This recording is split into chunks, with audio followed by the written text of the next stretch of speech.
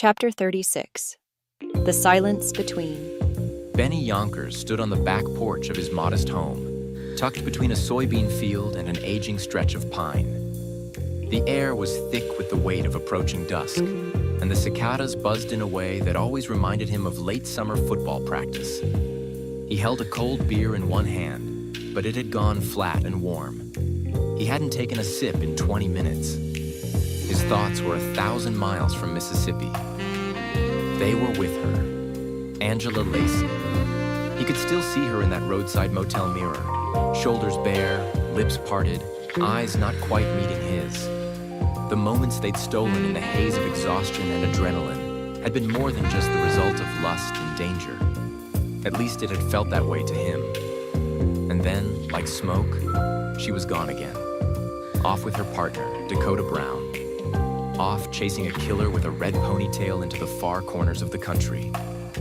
Off doing what she was born to do. He hadn't expected to miss her.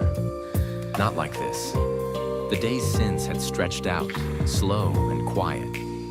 The rhythm of the station, the daily routine of rural law enforcement, it all suddenly felt too still, like watching life happen underwater. He knew where she was, knew she could be reached if he wanted.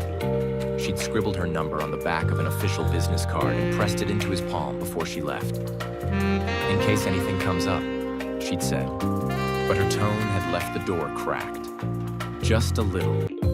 Benny had looked at that card a dozen times since, folded and unfolded it, ran his thumb over the smudged ink, memorized the curve of her handwriting. He hadn't called, and he couldn't decide if that made him a coward or just smart. He'd always prided himself on reading people.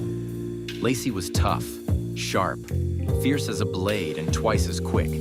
She didn't need a man second-guessing her moves or calling her in the middle of a stakeout to ask, "How have you been?" She was too deep in the storm for that. She probably hadn't even thought of him since she left. But God, he had thought of her. It wasn't just the sex, though that memory lingered like the scent of magnolia in spring. It was the way she challenged him, matched his sarcasm, made him feel like he could be more than just a deputy tucked away in a town people only pass through. He exhaled, long and slow, then muttered to himself, "Hell, Benny, what are you scared of? Rejection? Hope?